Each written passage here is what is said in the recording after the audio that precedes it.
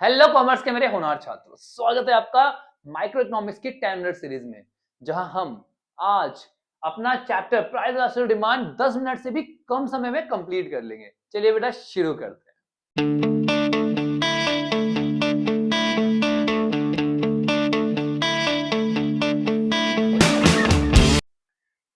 Elasticity of demand क्या होता है बेटा? इलास्टिसिटी ऑफ डिमांड जब हम मीजर करते हैं, जब हम मेजरमेंट करते हैं किसका? क्वांटिटी डिमांड में जो चेंज आया है उसका। अब क्वांटिटी डिमांड में चेंज आया किसकी वजह से है? उस कॉमोडिटी की प्राइस की वजह से, या फिर जो अदर गुड्स है उनके प्राइस की वजह से, या हमारे कंज्यूमर की इनकम में चेंज आने की वजह से।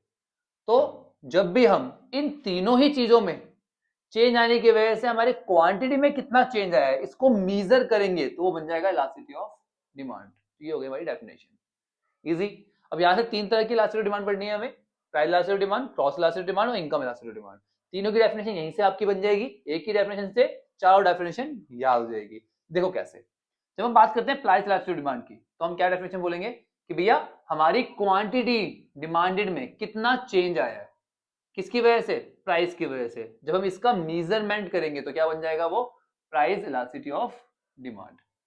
कैसे? Measurement of change in quantity demand of a commodity due to the change in its price. बस यहीं तक। तो क्या बन गया? प्राइस इलास्टिसिटी डिमांड कि भैया प्राइस के बढ़ने या घटने से हमारी कमोडिटी की क्वांटिटी पर कितना फर्क पड़ा है। जब इसको मेजर करेंगे तो क्या होगा? वो प्राइस इलास्टिसिटी डिमांड। सिमिलरली जब अदर गुड्स के प्राइस के बढ़ने या घटने से हमारी क्वांटिटी पे कितना चेंज आया है, जब उसको मेजर करेंगे तो क्या बन जाएगा? Cross elasticity demand. इसकी डेफिनेशन आपसे पूछ लेता है एग्जाम में, ठीक है। इसके बाद इनकम इलास्टिसिटी डिमांड क्या होता है? जब कंज्यूमर की इनकम के बढ़ने घटने से क्वांटिटी पे कितना फर्क पड़ा है इसको हम मेजर करते हैं तो वो बनता है income elasticity demand. But chapter में हमें क्या पढ़ना है? केवल प्राइस इलास्टिसिटी डिमांड, उसको डिटेल में पढ़ना है, ठीक है बेटा। चलिए शुरू करते हैं। मैंने क्या बोला है? हर चीज को बिल्कुल सिंपल करेंगे, वो भी कम टाइम में। चलिए तो प्राइस इलास्टिसिटी डिमांड को डिटेल में पढ़ते हैं। प्राइस इलास्टिसिटी डिमांड क्या होता है? Change in quantity demanded divide by change in price, ठीक है। और यहां पे एक नेगेटिव साइन लगा दो।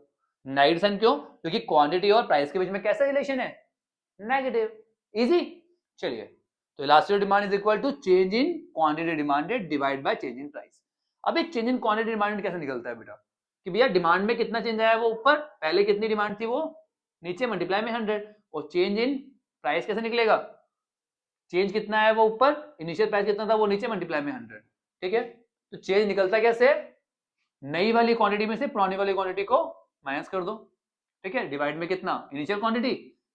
और ये प्राइस में चेंज हुआ कि कैसे निकलेगा? P1 में से P माइनस कर दो, मतलब नई नई प्राइस में से पुराने प्राइस को माइनस कर दो, डिवाइड बाय इनिशियल प्राइस। ये हो गया। ये Q1 माइनस Q क्या होता है? Change in quantity, right. तो उसको डेल्टा Q से इंडिकेट कर दिया। P1 माइनस P क्या होता है? चेंज इन प्राइस, तो उसको डेल्टा P से इंडिकेट कर दिया, ठीक है बेटा। तो अब मैंने ये अगर इसको रेसिप्रोकल कर दिया और हमारे पास फॉर्मूला बन गया delta Q upon delta P multiply में P अपॉन Q और ये नेगेटिव साइन। ठीक है, इसका फॉर्मूला बन गया हमारे पास हमारे इलास्टिसिटी ऑफ डिमांड का। इजी। ये हुआ हमारा परसेंटेज चेंज मेथड। अब आता है हमारे पास हमारा अगला method, that is expenditure method. बेटा एक्सपेंडिचर मेथड में ना इलास्टिसिटी को हम तीन पार्ट में डिवाइड करते हैं, इक्वल टू 1, मोर देन 1 और लेस देन 1। बेटा बिल्कुल सिंपल कर दिया है मैंने आपके लिए। और ये टॉपिक ज्यादा इंपॉर्टेंट है, क्यों? क्योंकि पिछले कुछ साल से इसको डिलीट कर दिया गया था, दोबारा से ऐड किया गया है। जो टॉपिक ऐड होते हैं ना वो ज्यादा इंपॉर्टेंट होते हैं, ठीक है बेटा। तो इलास्टिसिटी डिमांड इक्वल टू 1 कब होगी, मतलब यूनिटरी कब होगी? जब प्राइस के बढ़ने या घटने से एक्सपेंडिचर पे कोई फर्क ना पड़े, एक्सपेंडिचर उतना का उतना हो। एग्जांपल समझो, पहले जो प्राइस था वो 5 था, ठीक है।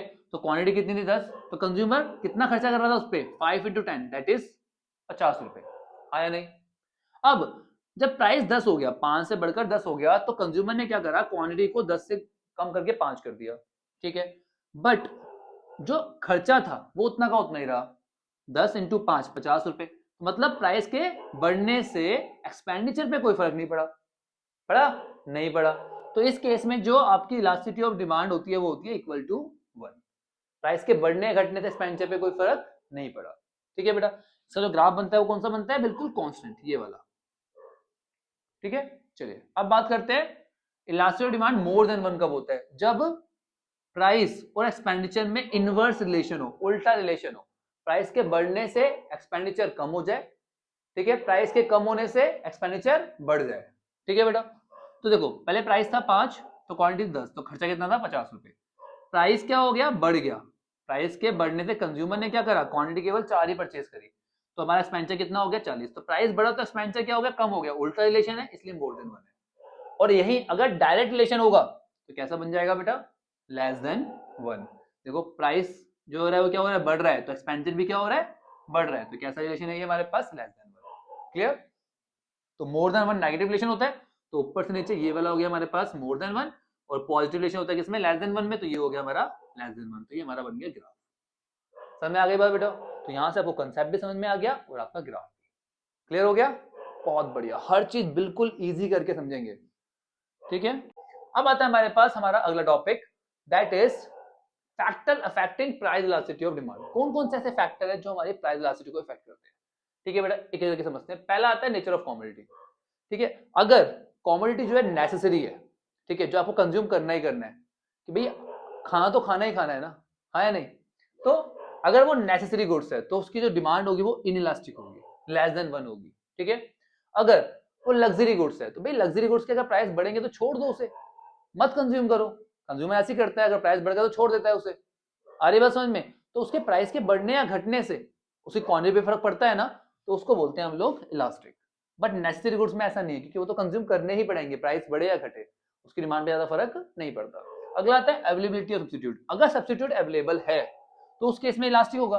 अगर कोई सब्स्टिट्यूट ही नहीं है तो कंज्यूमर के पास चॉइस ही नहीं है, चॉइस ही नहीं है तो वही कंज्यूम करना पड़ेगा, प्राइस बढ़े या घटे, तो हो जाएगा इनइलास्टिक। मल्टीपल यूज, अगर एक से ज्यादा यूज है किसी चीज के तो उसके प्राइस के बढ़ने या घटने से उसकी डिमांड पे बहुत फर्क पड़ता है। मैंने एग्जांपल दिया ना मिल्क का, अगर मिल्क के प्राइस कम हो गए तो क्या होगा, उसकी डिमांड बढ़ जाएगी, ठीक है ना। तो मल्टीपल यूज है तो क्या होगा, इलास्टिक। अगर मल्टीपल यूज नहीं है तो इनइलास्टिक, ठीक है। अगला आता है पोस्टपोनमेंट ऑफ यूज। अगर आप उस पर्टिकुलर कमोडिटी के यूज को पोस्टपोन कर सकते हो कि भाई आज तो बहुत महंगा है, बाद में खरीद लेंगे, तो क्या होगा, इलास्टिक होगा, कि प्राइस के बढ़ने घटने से उसकी डिमांड में फर्क पड़ रहा है। बट अगर आप पोस्टपोन कर ही नहीं सकते, आपको आज की आज ही वो चीज खरीदनी है, तो क्या होगा, इनइलास्टिक। उसका प्राइस जो मर्जी आपको खरीदना है खरीदना है, क्या उसको पोस्टपोन नहीं कर सकते। जैसे मेडिकल सर्विसेज है, ठीक है, प्राइस कितना भी बढ़ जाए, ठीक है, आपको परचेज करना ही करना है वो, ठीक है, क्लियर। अगला income level of buyer. Buyer के इनकम का बहुत इफेक्ट पड़ता है बेटा। अगर बायर की इनकम बहुत ज्यादा है तो उसको प्राइस के बढ़ने घटने से कुछ खास फर्क नहीं पड़ता, तो इसलिए क्या होता है, इनइलास्टिक। अगर इनकम कम है तो उसको बहुत फर्क पड़ता है, तो वहां पे होता है elastic. Habit of the consumer. अगर कंज्यूमर की हैबिट पड़ गई, जिसको अल्कोहल की हैबिट पड़ गई, उसका प्राइस जितना मर्जी हो जाए उसे कोई फर्क नहीं पड़ता, उसे पीनी भी नहीं है, आया नहीं। तो अगर आप हैबिचुअल होगा तो क्या है, इनइलास्टिक। अगर हैबिचुअल नहीं है तो प्राइस के बढ़ने पे कंज्यूमर क्या करता है, चीज को छोड़ देता है, ठीक है। अगला proportion of income spend. Income का कितना हिस्सा आप खर्च कर रहे हो उस पर मैटर करता है कि वो इलास्टिक होगी डिमांड या उसकी इनइलास्टिक। अगर बहुत छोटा सा हिस्सा खर्च कर रहे हो तो उसके प्राइस में बढ़ने घटने से कुछ खास फर्क नहीं पड़ेगा, तो वो होगी इनइलास्टिक। अगर बड़ा हिस्सा खर्च कर रहे हो तो उसके प्राइस के बढ़ने घटने से आपकी डिमांड पे फर्क पड़ेगा, ठीक है बेटा, तो वो होगा इलास्टिक। अगला है प्राइस लेवल, ठीक है, जो कमोडिटी है उसका प्राइस क्या है। अगर प्राइस बहुत कम है उसका, मान लो कोई प्रोडक्ट उसका प्राइस है 2 रुपए, अब 2 रुपए 10 पैसे हो जाए, 2 रुपए 20 पैसे हो जाए, तो कंज्यूमर ज्यादा फर्क नहीं पड़ेगा। बट अगर उसका प्राइस ज्यादा है, ठीक है, तो उसके चेंज होने से उसकी डिमांड पे फर्क पड़ेगा, तो वो होगी इलास्टिक, ठीक है बेटा, समझ में आ रही है बात। Time period, short period of time में जो है डिमांड को चेंज करना इतना जल्दी पॉसिबल नहीं हो पाता, इसलिए होती है inelastic. But long period of time में थोड़ा टाइम अगर मिल जाएगा तो कंज्यूमर क्या करता है, उसकी जगह कुछ और कंज्यूम करना शुरू करता है, कोई सब्स्टिट्यूट ढूंढ लेता है, फिर छोड़ देता है उसको, आया नहीं, तो वो होता है इलास्टिक। समझ में आ रही है बात, कोई डाउट बेटा यहां तक, आई होप समझ में आ गया। चलिए इसके बाद हमारे पास डिमांड जो है, इलास्टिक डिमांड है वो इन्फिनिटी कब होगी, जब प्राइस हमारी कांस्टेंट है। देखो प्राइस कांस्टेंट है पर क्वांटिटी बढ़ रही है घट रही है, राइट, तो उस केस में इलास्टिक डिमांड क्या होगा, इन्फिनिटी। इलास्टिक डिमांड जीरो कब होगी हमारे पास, जब, ठीक है, क्वांटिटी में कोई चीज नहीं आ रहा प्राइस के बढ़ने या घटने से, ठीक है बेटा। और इक्वल टू कब 1 कब होगी, जब वो होगी हाइपरबोला, ठीक है, जब हमारे पास ये जो रेक्टेंगल्स बन रहे हैं इनका एरिया क्या होगा, बराबर होगा। अरे बस समझ, मतलब जो चेंज आ रहा है वो क्या आ रहा है, इक्वल प्रोपोर्शन में आ रहा है, तो उस केस में क्या होगा, इक्वल टू 1 होगा। आई बात समझ में।